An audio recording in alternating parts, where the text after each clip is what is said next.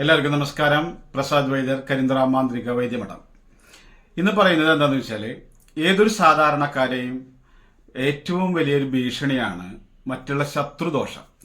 ശത്രുദോഷം എന്ന് പറഞ്ഞാൽ പലതരത്തിലുണ്ട്. പലതരത്തിൽ വെച്ചാൽ മാന്ത്രികപരമായിട്ട്, പൊളിറ്റിക്കൽ പരമായിട്ട്, മസിൽ പവറും ഉണ്ട്. അങ്ങനെ എല്ലാ തരത്തിലും ഏതൊരു വ്യക്തിയെയും നശിപ്പിക്കാനോ ശത്രുതയായിട്ടുള്ള ഏതൊരു വ്യക്തിയെയും വെണ്ണൂറാക്കാൻ പറ്റും. വെണ്ണൂറല്ല, ബന്ധിക്കാൻ പറ്റും. ആ ശത്രുവിനെ എല്ലാ തരത്തിലും നശിപ്പിക്കാൻ നമുക്ക് കഴിയും. അതിന്റെ ഏറ്റവും വലിയ ചെയ്യാതെ കാണുക എന്നെങ്കിൽ മാത്രമാണ് നിങ്ങൾക്ക് ഇത് മനസ്സിലാവുള്ളൂ.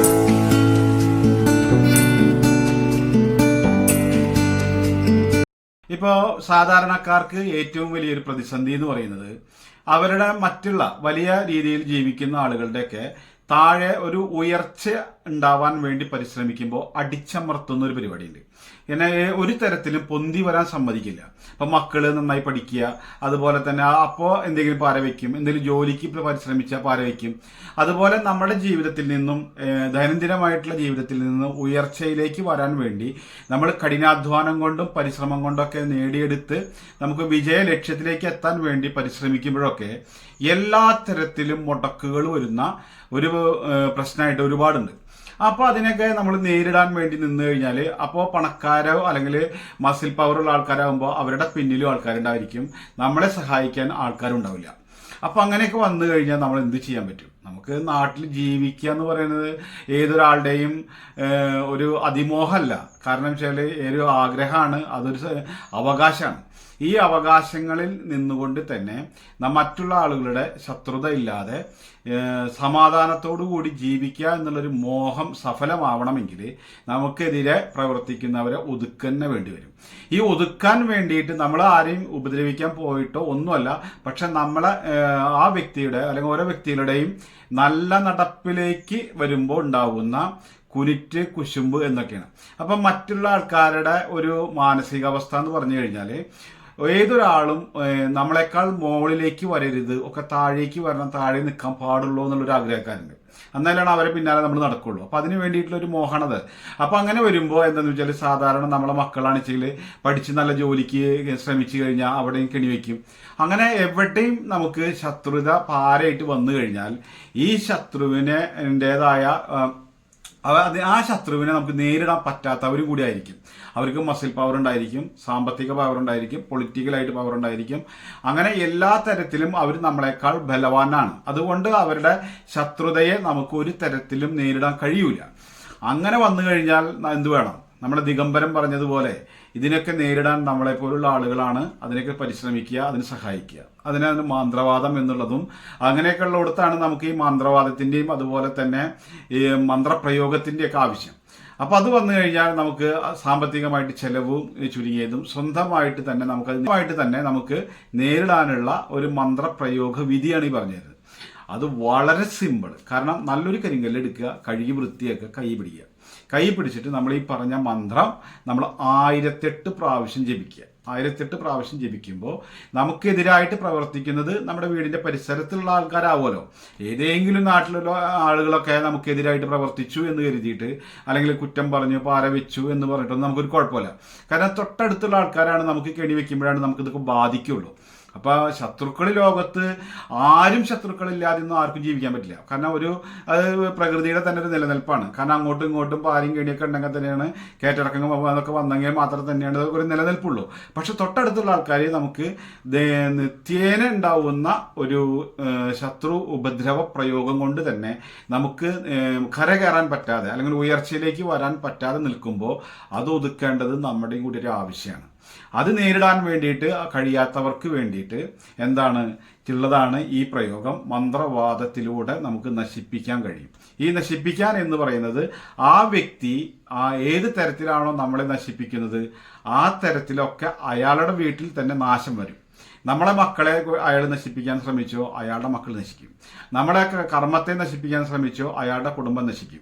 അതുപോലെ തന്നെ ഇതിനായിട്ട് എന്തൊക്കെ തരത്തിലാണോ ഈ ശത്രുക്കളായിട്ട് പ്രവർത്തിക്കുന്നത് എന്നുണ്ടെങ്കിൽ ആ തരത്തിലൊക്കെ എന്താണ്, ആ വ്യക്തിയുടെ കുടുംബം തന്നെ നശിച്ചു പോകുന്നതാണ്.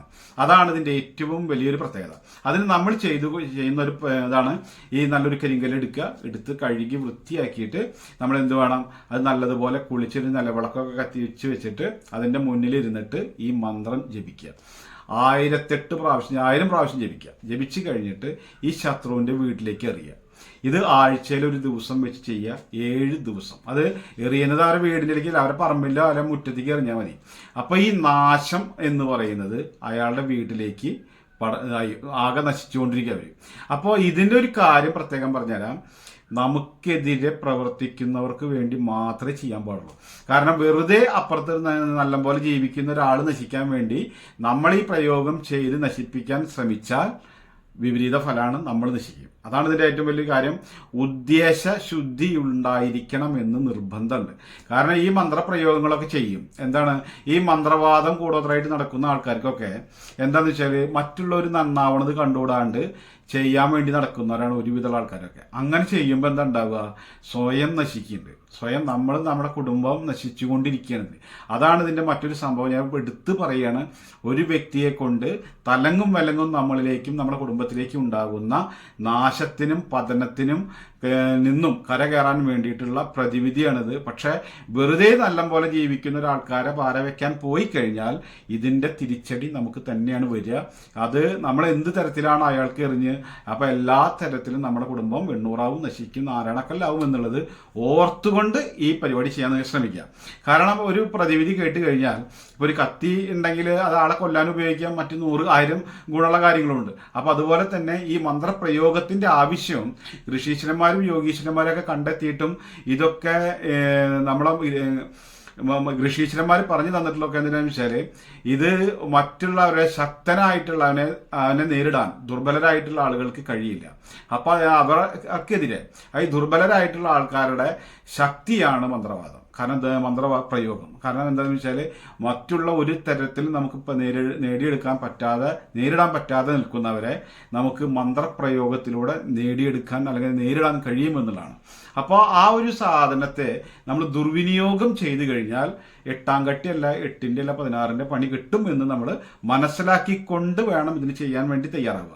കാരണം നമ്മളും ഇത് ചെയ്യുന്ന നല്ലപോലെ ജീവിക്കുന്ന ആൾക്കാരെ കെണി വയ്ക്കാൻ വേണ്ടിയിട്ട് ഇത് ചെയ്ത് ജപിച്ചിട്ടുണ്ട് കൊണ്ടിട്ടിട്ട് അവരെ കുടുംബം നശിപ്പിക്കാം എന്ന് കരുതിയിട്ട് നമ്മളിത് ചെയ്തു കഴിഞ്ഞാൽ ആ നാശം നമ്മുടെ വീട്ടിൽ സ്വന്തമായിട്ടുണ്ടാവും എന്നുള്ളത് നിങ്ങൾ മനസ്സിലാക്കണം എന്നുള്ളതാണ് പ്രത്യേകം പറയുന്നത് കേട്ടോ. അപ്പോൾ ഈ കാര്യങ്ങളിൽ ഒരു നിലവിളക്ക് കത്തിച്ചു വയ്ക്കുക, നാളെ ഭസ്മക്കുറിയൊക്കെ ഇട്ട് നന്നായി പ്രാർത്ഥിക്കുക, ഭഗവാനെ അനുഗ്രഹിക്കുന്നത് പ്രാർത്ഥിക്കുക.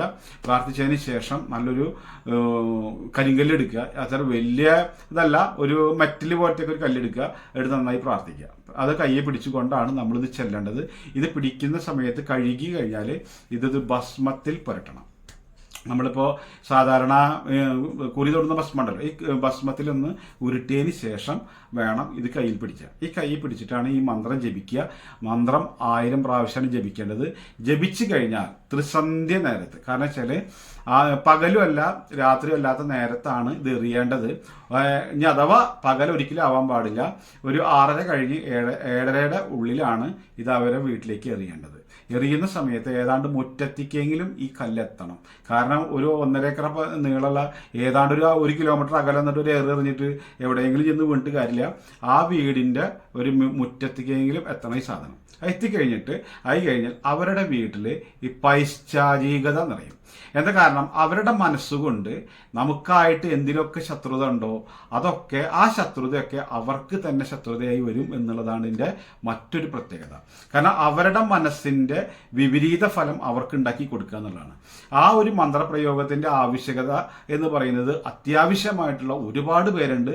അവർ മാത്രമേ ഇത് ഉപയോഗിക്കാൻ പാടുള്ളൂ എന്ന് ഞാൻ വീണ്ടും വീണ്ടും വീണ്ടും പറയാണ്. അപ്പൊ അതുകൊണ്ട് ഈ മന്ത്രം ഇതാണ് ട്ടാ. അപ്പൊ ഇതാണ് വേണ്ടത്. ഓം തെണ്ട, ബ്രഹ്മതെണ്ട, വിഷ്ണു തെണ്ട, ഈശ്വര തെണ്ട, കാല തെണ്ട, ഓം തെണ്ട, ഹ്രീം യും തെണ്ട, ശൂരയേ സ്വാഹ. ഇതാണ് നമ്മൾ ജപിച്ചിട്ട് എറിയേണ്ടത്. ഓം തെണ്ട, ബ്രഹ്മതെണ്ട, വിഷ്ണു തെണ്ട, ഈശ്വര തെണ്ട, കാല തെണ്ട, ഓം തെണ്ട, ഹ്രീം യും തെണ്ട, ശൂരായേ സ്വാഹ. ഇതാണ് നമ്മൾ ചെയ്യേണ്ടത്. ഇതാണ് നമ്മൾ ജപിക്കേണ്ടത്. ഇത് ജപിച്ചിട്ടാണ് നമ്മൾ എവിടേക്ക് ഇവരുടെ വീട്ടിലേക്ക് 1000 പ്രാവശ്യം ജപിച്ചതിന് ശേഷം അവരുടെ വീടിൻ്റെ മുറ്റത്തേക്ക് എറിയുക. അവരുടെ വീടിൻ്റെ മുറ്റത്തേക്ക് എറിഞ്ഞു കഴിഞ്ഞാൽ എന്താ സംഭവം? അവരുടെ മനസ്സിൽ എന്താണോ നമുക്കെതിരായിട്ടുണ്ടായിരുന്ന ശത്രുത എങ്കിൽ അത് നേരെ തിരിച്ച് അവർ കണ്ട് കിട്ടും കേട്ടോ. അപ്പോൾ ഇത്ര മാത്രമേ ചെയ്യേണ്ടതുള്ളൂ. ഇത് ചെയ്ത് കഴിഞ്ഞിട്ട് എന്ത് വേണം? നമ്മൾ ഇത് എറിഞ്ഞു കഴിഞ്ഞാൽ കയ്യും കാലും കഴുകി വീട്ടിൽ വന്നിട്ട് ഓം നമ ശിവായാന്നും ഓം നമോ നാരായണായ നമാന്നും നമ്മൾ എത്ര പ്രാവശ്യം? 1000 പ്രാവശ്യം ജപിച്ചിരിക്കണം. അത് ഓരോ ആഴ്ചയിൽ ഒരു ദിവസം വെച്ച് 7 ആഴ്ച ചെയ്താൽ മതി. നിങ്ങളുടെ കാര്യം പരിപൂർണമായിട്ടും വിജയം കണ്ടിരിക്കും. ഏത് ശത്രുവും, നിങ്ങൾക്കെതിരെ പ്രവർത്തിക്കുന്ന ഏത് ശത്രുവും, അതാണ് ഏറ്റവും വലിയ പ്രത്യേകത. നിങ്ങൾക്ക് ഏത് തരത്തിലൊക്കെ ശത്രുവായിട്ട് വന്നിട്ടുണ്ടോ അതൊക്കെ അയാളിൽ തന്നെ നാശം കണ്ട് കുടുംബം വെണ്ണൂറായി തവിട് പൊടിയും എന്നുള്ളതിൽ യാതൊരു സംശയമില്ല. മന്ത്രപ്രയോഗം എന്നുള്ളത് നമുക്ക് ദുരിത പരിഹാരത്തിന് മാത്രമല്ല, ഇതുപോലുള്ള ദുർബലരെ ശക്തനാക്കാനും കൂടി വേണ്ടിയിട്ടാണ്. ഏതൊരു ശക്തന്റെ മുന്നിലും നമ്മളെ ദുർബലമായിട്ട് നിൽക്കേണ്ടി വന്നവരൊക്കെ നേരിടാനുള്ള ഒരു പവറാണ് ഈ മാന്ത്രികം എന്നുള്ളത്. അത് ദുർവിനിയോഗമായിട്ട് ആരും ചെയ്യരുത്. ദുർവിനിയോഗമായി ചെയ്തു കഴിഞ്ഞാൽ ഇതിന്റെ ദുരിതം നിങ്ങൾ തന്നെ അനുഭവിക്കേണ്ടതായിട്ട് വരും. അപ്പോൾ അതാണ് ഇതിന്റെ ഏറ്റവും വലിയ പ്രത്യേകത. അപ്പൊ ഇങ്ങനെ ആർക്കെങ്കിലും ശത്രുത കൊണ്ട് നാശം ആയിട്ട് അല്ലെങ്കിൽ നശിക്കേണ്ടി വന്നിട്ടുള്ള ആളുകളുണ്ടെങ്കിൽ അവർക്ക് കരകയറാനുള്ള ഒരു പൊടിക്കൈയാണ് ഇത്. അപ്പോൾ അങ്ങനെ ഉണ്ടെങ്കിൽ ആരെങ്കിലും പ്രയോഗിക്കുക. ഏത് ശത്രുവിനെയും മുട്ടുകുത്തിച്ച് നമ്മുടെ ജീവിത ലക്ഷ്യത്തിലേക്ക് കരകയറാനുള്ള ഒരു പടിയാണിത്. അപ്പോൾ ഇതുപോലുള്ള വീഡിയോകളാണ് നമ്മൾ അപ്ലോഡ് ചെയ്യാറ്. വൈദ്യം, ജ്യോതിഷം, മാന്ത്രികം എന്നുള്ള വീഡിയോകളാണ് നമ്മൾ അപ്ലോഡ് ചെയ്യാറ്. അപ്പോൾ ആദ്യമായിട്ടാണ് ചാനൽ കാണുന്നത് എന്നുണ്ടെങ്കിൽ ചാനൽ സബ്സ്ക്രൈബ് ചെയ്യുക, ഈ ബെല്ലൈക്കൺ അമർത്തുക, വീഡിയോ ഒന്ന് ഷെയർ ചെയ്ത് കൊടുക്കുകയാണെങ്കിൽ നമ്മുടെ ചാനലിന് അത് വളരെയധികം അതൊരു വിജയം കൂടിയായിരിക്കും. സബ്സ്ക്രൈബ് ചെയ്താൽ വിരൽ തുമ്പിലുണ്ടായിരിക്കും വൈദ്യർ.